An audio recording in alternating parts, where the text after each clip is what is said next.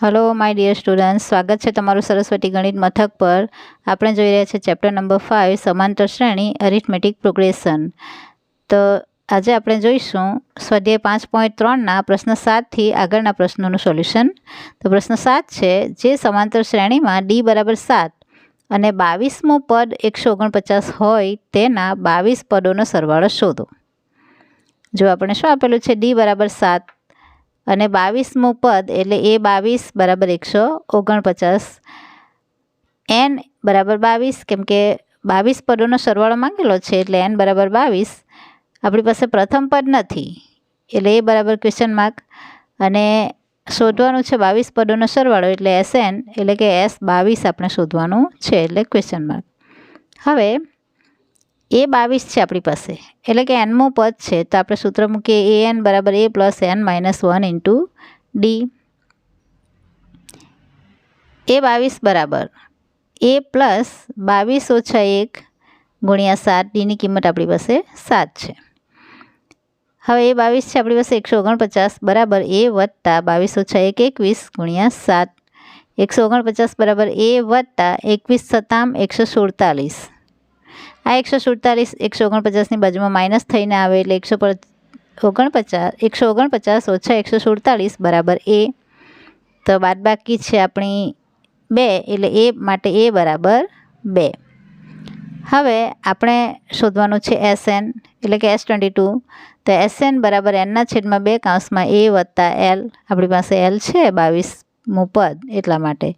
તો S22 is equal 22/2 into 2 plus 149, 11 દુ 22 એટલે આપણે 11 અહીંયા લખીએ અને 149 ને 2 151। હવે 151 ગુણ્યા 11 તો આપણને મળે છે 1661, એટલે S22 ઇઝ ઇક્વલ 1661 માટે S22 બરાબર 1661।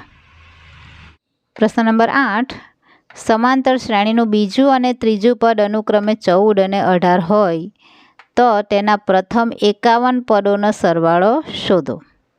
અહીંયા બીજું અને ત્રીજું પદ આપેલા છે 14 અને 18, એટલે બીજું 14 ત્રીજું 18, 8 બરાબર 14, 8 ઇઝ ઇક્વલ 18। માંગેલું છે 51 પદોનો સરવાળો એટલે S51 is equal question mark. હવે બીજું પદ આપેલું છે a2 બરાબર a પ્લસ ડી બરાબર 14, સમીકરણ નંબર 1। a3 બરાબર a પ્લસ 2d, અહીંયા 3 હોય તો 2d મૂકવાના, 2 હોય તો 1d મૂકવાના, 4 હોય તો 3d મૂકવાના, 1d ઓછો કરવાનો, એટલે a3 બરાબર a plus 2d is equal 18, સમીકરણ નંબર 2। આપણે લોપ કરીએ તો માઇનસ માઇનસ માઇનસ એ ઉડી જાય, 2d માઇનસ છે, d પ્લસ છે એટલે બાદબાકી કરતાં 1d રહેવાનો, મોટી સંખ્યા ઋણ એટલે ઋણ d બરાબર અહીંયા 18માંથી 14ની બાદબાકી 4, મોટી સંખ્યા ઋણ એટલે ઋણ 4, minus d is equal -4, therefore d is equal 4, બંને બાજુ ઋણ એટલે ધન। હવે આ d બરાબર 4 સમીકરણ 1માં મૂકતા આપણું સમીકરણ 1 છે a plus d is equal 14, 2માં પણ મૂકી શકું પણ આપણે 1માં મૂકીએ। તો a પ્લસ d બરાબર 14, પહેલાં સમીકરણ લખી જ દેવાનું, પછી એમાં કિંમત એડ કરવાની, ડીની કિંમત 4 મૂકીએ એટલે a વત્તા 4 બરાબર 14, આ 4 બાદબાકીમાં જાય એટલે a બરાબર 14 ઓછા 4 માટે a બરાબર 14માંથી 4 જાય તો 10, એટલે a મળે છે આપણને 10। હવે d છે અને a મળી ગયો એટલે આપણે કોઈ પણ પદોનો સરવાળો કે કોઈનું પણ પદ આપણે શોધી શકીએ। હવે SN બરાબર આપણે સૂત્ર મૂકીએ nના છેદમાં 2, 51 પદોનો સરવાળો માંગેલો છે એટલે સરવાળાનું સૂત્ર છે SN બરાબર nના છેદમાં 2 2a plus n minus 1 into D. અહીંયા આપણે a પ્લસ l વાળું સૂત્ર લઈશું નહીં, કેમ કે આપણી પાસે lમું પદ નથી, છેલ્લું પદ 51મું પદ એટલા માટે। તો S51 બરાબર 51ના છેદમાં 2 કૌંસમાં 2 ગુણ્યા એની કિંમત લખીએ 10 જે આપણને મળી છે, વત્તા n ઓછા 1 એટલે 51 ઓછા 1 એટલે 50 ગુણ્યા ડીની કિંમત છે આપણી પાસે 4। S51 બરાબર અહીંયા આપણે 51ના છેદમાં 2 તો લખવાના જ, આ બંનેમાંથી આપણે 2 કોમન કાઢી લઈએ છીએ। જો નીકળતા હોય તો કોમન કાઢી લેવાનું, 2 જ આમાં તો મોટી સંખ્યા છે હજુ બેકી સંખ્યા એટલે વધારે કોમન નીકળી શકે, પણ આપણે 2 જ કાઢીએ, કેમ કે આપણે આ 2ને દૂર કરવાનો છે, છેદનો 2ને, એટલા માટે। તો આપણે 2 બાર કાઢતા અહીંયા રહી જાય છે પહેલા પદમાં 10 અને બીજામાં રહી જાય છે 50 ગુણ્યા 2, 4માંથી 2 બાર કાઢે એટલે 2 રહી જાય છે। હવે આ બે ઉડી જાય એટલે S51 બરાબર 51 કાઉન્સમાં 10 વત્તા 50 દુ 100.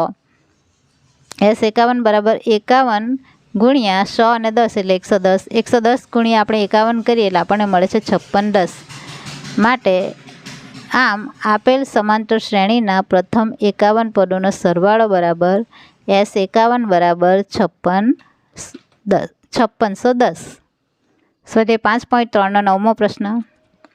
સમાંતર શ્રેણીના પ્રથમ 7 પદોનો સરવાળો 49 અને 17 પદોનો સરવાળો 289 હોય તો પ્રથમ n પદોનો સરવાળો શોધો. આગળના પ્રશ્નમાં આપણને બીજું અને ત્રીજું પદ અનુક્રમે આપેલું હતું. અહીંયા 7 પદોનો સરવાળો અને 17 પદોનો સરવાળો આપેલો છે. તો S7 બરાબર 49 અને S17 બરાબર 289, કેમ કે 17 પદોનો સરવાળો 289 છે. હવે n પદોનો સરવાળો શોધવાનો છે એટલે SN આપણે ફાઇન્ડ કરવાનું છે, પણ આપણી પાસે A અને D બંને નથી. તો AD is equal question mark. આપણે SNનું સૂત્ર મૂકીએ. SN બરાબર n/2 2A plus n minus 1 into D. S7 આપણી પાસે S7 બી છે અને S17 પણ છે. તો S7 બરાબર 7/2 ઇન્ટુ 2A પ્લસ 7 છે એટલે 6D કરી દઈએ. હવે S749 ઇઝ ઇક્વલ 7/2, અહીંયા આપણે 2 કોમન કાઢીએ તો 2 ઇન્ટુ A પ્લસ 3D. આ 2 ઉડી જાય એટલે આપણને મળે છે, અને આ 7 49ના ભાગ્યમાં આવી જાય એટલે 49/7 બરાબર A પ્લસ 3D. 7 × 7 = 49 એટલે A પ્લસ 3D બરાબર 7 આપણને મળે છે સમીકરણ number 1.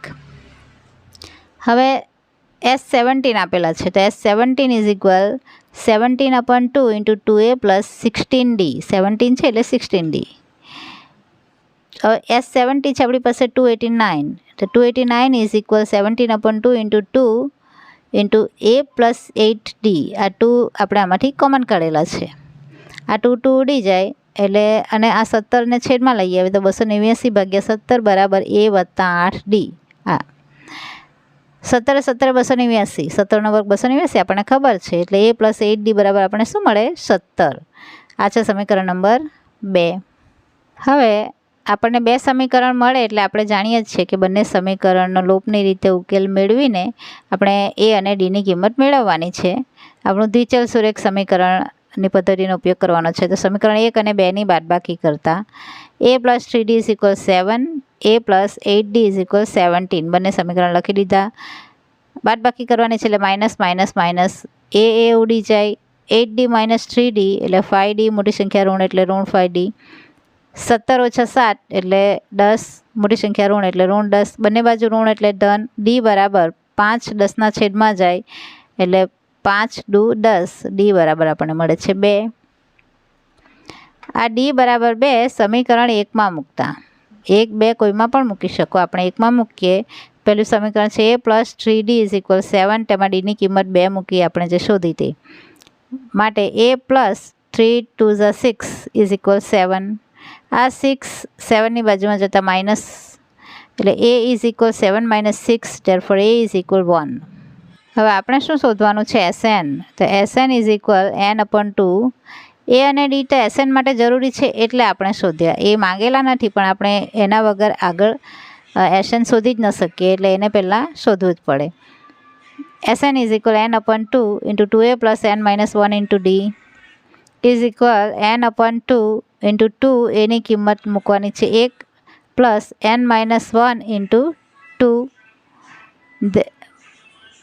Is equal n/2 into 2 × 2 વત્તા આ 2ને અંદર ભેગી લઈએ તો 2n ઓછા 2. આ 2n અને 2 × 2. આ ધન 2 ઋણ 2 ઉડી જાય એટલે રહી જાય 2n. તો 12n/2 ગુણ્યા અંદર રહી ગયા 2n એટલે ગુણ્યા 2n લખીએ. આ 2 પણ ઉડી જાય એટલે આપણને જવાબ મળે છે n². હવે n², n પદોના સરવાળાનું સૂત્ર છે n². તો એક કોના માટેનું છે ખબર? આપણે આગળ જોઈ ગયા કે અયુગ્મ પ્રાકૃતિક સંખ્યા હોય 1 3 5 7 9 તેવી અયુગ્મ પ્રાકૃતિક સંખ્યા માટેનું સરવાળાનું સૂત્ર છે n². આમ આપેલ સમાંતર શ્રેણીના પ્રથમ n પદોનો સરવાળો બરાબર n². એટલે એ કેવી હોવી જોઈએ? પ્રથમ n પદો અયુગ્મ પ્રાકૃતિક સંખ્યા હોવી જોઈએ તો જ એનો સરવાળો મળે છે n². તો આ છે આપણા પ્રશ્ન નંબર 7, 8 અને 9નું સોલ્યુશન. હવે આગળના પ્રશ્નોનું સોલ્યુશન આપણે આગળના વિડીયોમાં કરીશું. ત્યાં સુધી આવજો વિદ્યાર્થી મિત્રો. જય મા સરસ્વતી. Thanks for watching.